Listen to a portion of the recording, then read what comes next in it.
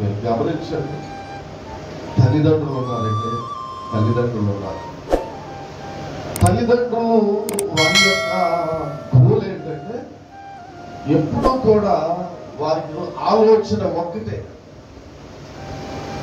పిల్లలను మావలే చేయకూడదు, పిల్లలు మావలే అయిపోకూడదు.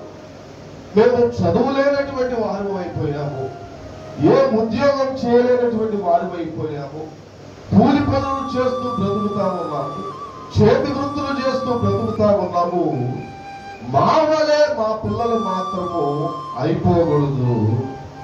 చేయాలంటే మొదటి నుంచి మంచి స్కూల్లో జాయిన్ చేయాలి, ఉన్నతమైనటువంటి చదువులు చదివించాలి, వారికి చక్కటి ఉద్యోగం వచ్చేలా మేము ఎంత కష్టమైనా, ఎంత నష్టమైనా, ఎలాంటి బాధలైనా, ఎలాంటి అవమానాలైనా, ఎలాంటి పరిస్థితులైనా సరే, అప్పులు చేసైనా సరే, మా తల తాకట్టు పెట్టైనా సరే, మేము ఏం చేయాలంటే పిల్లలను ఒక ఉన్నతమైనటువంటి స్థానంలో ఉంచాలని తల్లిదండ్రులు కోరుకుంటారు. హల్లెలూయా, హల్లెలూయా.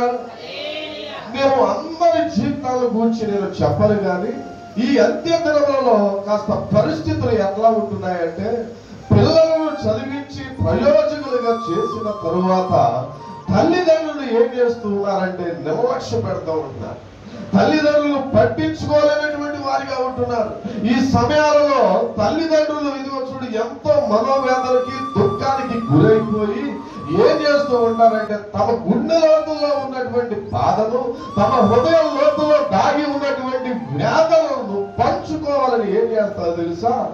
ఎవరో ఒకరిదో చూడు బంధువులతోనో లేదా చుట్టుప్రక్కల వారితోనో తమ స్నేహితులతోనో ఇదిగో తమ బాధను వ్యక్తము చేసుకొని, నేను ఎంతగా ఇదిగో పిల్లలు చదివించానంటే, ఎంత కష్టపడి చదివించానంటే, వారు చదివించి ఉద్యోగాలు వచ్చిన తరువాత ఇదిగో చూడు వారికి రెక్కలు వచ్చిన తరువాత మమ్మల్ని దూర పెడుతూ మమ్మల్ని బాధ పెడుతున్నటువంటి సందర్భాలు కోకొల్లలుగా ఉన్నాయని తమ బాధను వ్యక్తపరుస్తూ ఉంటారు.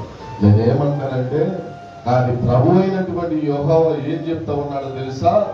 ఆకాశమా ఆలకించు, భూమి చెవియకు, నేను పిల్లలను పెంచి గొప్పవారిగా నేను చేస్తే వారు నా మీద తిరుగుబడుతా ఉన్నారు.